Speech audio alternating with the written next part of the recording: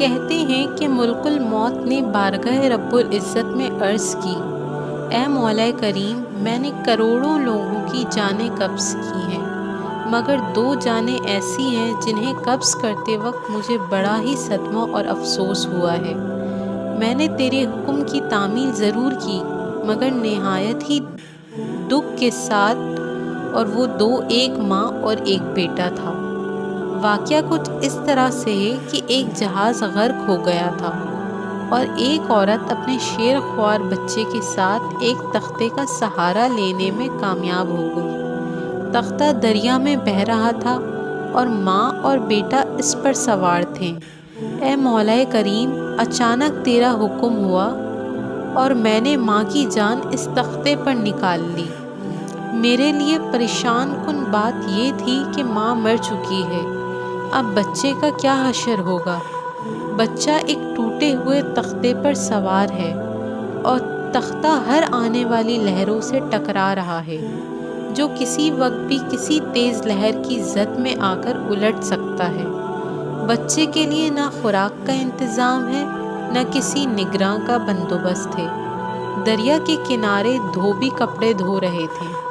اچانک کسی کی اس بچے پر نظر پڑی تو تختے کو کھینچ کر لائیں۔ وہ سب بڑے حیران ہوئے کہ ماں مر چکی ہے، بچہ بے یار و مددگار تختے پر زندہ سلامت موجود ہے۔ وہ لوگ اس بچے کو اپنے سردار کے پاس لے گئے۔ سردار بیچارہ بے اولاد تھا۔ سردار خوبصورت بچہ دیکھ کر اس پر اس کا دل آ گیا اور سردار نے بچے کو اپنی نگرانی میں لے کر اس سے بیٹا بنا لیا۔ یہ بچہ 8-9 سال کی عمر کا تھا کہ اپنے ساتھی بچوں کے ساتھ کھیل رہا تھا۔ اتنے میں بادشاہ وقت کی سواری کی آمد کا شور سن کر سب لوگ ادھر ادھر بھاگ گئے، مگر یہ بچہ سڑک پر اکیلا کھڑا رہا۔ بادشاہ کی سواری گزر گئی، اس کے پیچھے اس کا عملہ پیدل آ رہا تھا۔ ان میں سے ایک سپاہی کو راستے میں سے سرمے کی ایک پڑیا ملی۔ اتفاق سے اس بچے کی نظر بہت کمزور تھی اور سرمے کی اسے بہت ضرورت تھی، لہٰذا اس نے وہ سرما بحفاظت اپنے پاس رکھ لیا۔ آنکھوں میں لگانے سے پہلے اسے خیال آیا کہ یہ سرما تکلیف نہ پہنچائے، لگانے سے پہلے کسی دوسرے شخص پر آزما لینا چاہیے۔ قریب ہی وہ بچہ کھڑا تھا، اس نے اس بچے پر آزمانا چاہا۔ بچے نے سرما اپنی آنکھوں پر لگا لیا، مگر جو ہی سرما اس نے لگایا، اس سے زمین کی تہہ میں موجود چیزیں بھی نظر آنے لگی۔ اس نے دیکھا کہ زمین کے اندر بہت سے خزانے پوشیدہ ہیں۔ بچہ ہوشیار تھا، اس نے چیخنا چلانا شروع کر دیا کہ سرما لگانے کی وجہ سے میری آنکھوں میں سخت تکلیف ہو گئی ہے۔ وہ لوگ سرمے کی پڑیا گرا کر چلے گئے۔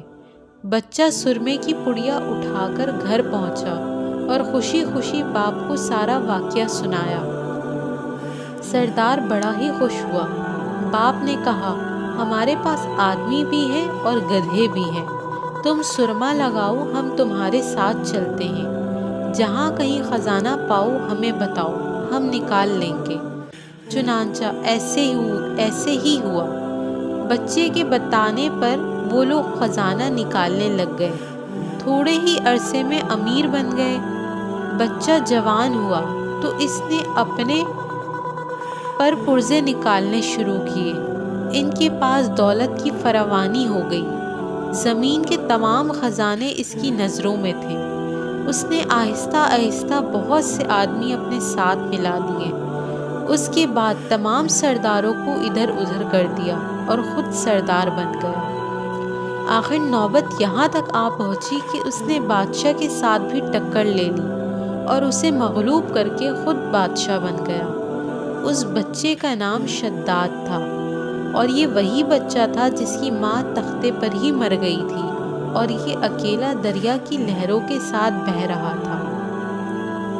کہتے ہیں کہ جب یہ برسر اقتدار آیا تو اس نے حکم دیا کہ ایک ایسا کمال درجے کا شہر آباد کیا جائے جس کی ایک اینٹ سونے کی ہو اور دوسری چاندی کی ہو۔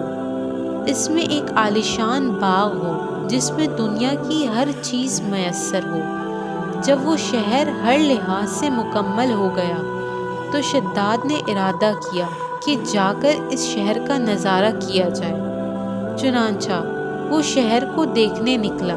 ابھی وہ دروازے تک ہی پہنچا تھا کہ ملک الموت کو حکم ہوا اور اس نے وہی اس کی روح قبض کر لی۔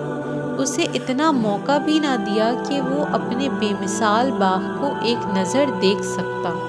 ملک الموت نے کہا کہ اے مولا کریم، اس شخص کی روح قبض کرتے وقت بھی مجھے نہایت ہی صدمہ پہنچا کہ وہ شخص ہر چیز کر کے اسے دیکھ بھی نہ سکا۔ اللہ تعالیٰ نے فرمایا، یہ وہی بچہ ہے جس کی ماں تختے پر مر گئی تھی اور اس پر تجھے ترس آیا تھا۔ اس بچے نے بڑے ہو کر نافرمانی کی، خدا کے حکم سے بغاوت کی اور سرکشی اختیار کر لی، مگر ہم نے اسے خود ساختہ جنت میں قدم رکھنے کی مہلت بھی نہ دی اور اسے باہر ہی ہلاک کر دیا۔ اسی جنت کے بارے میں مشہور ہے کہ وہ دنیا میں موجود ہے مگر سب کی نظروں سے اوجھل ہے۔ امیر معاویہ رضی اللہ تعالیٰ عنہ کے زمانے میں ایک صحابی رضی اللہ تعالیٰ عنہ کا اونٹ گم ہو گیا تو وہ اونٹ کی تلاش میں کہیں اسی علاقے میں جا پہنچے تو اللہ تعالیٰ نے اسے وہ سب کچھ دکھلا دیا۔ وہ صحابی وہاں کی کوئی نشانی بھی ساتھ لایا تھا۔ اس صحابی نے یہ واقعہ امیر معاویہ رضی اللہ تعالیٰ عنہ کے پاس بیان کیا۔ انہوں نے اس جگہ کو کافی تلاش کرایا مگر کسی کو بھی وہ جنت نہ ملی اور اسے اللہ تعالیٰ نے ہمیشہ ہمیشہ کے لیے پوشیدہ کر دیا۔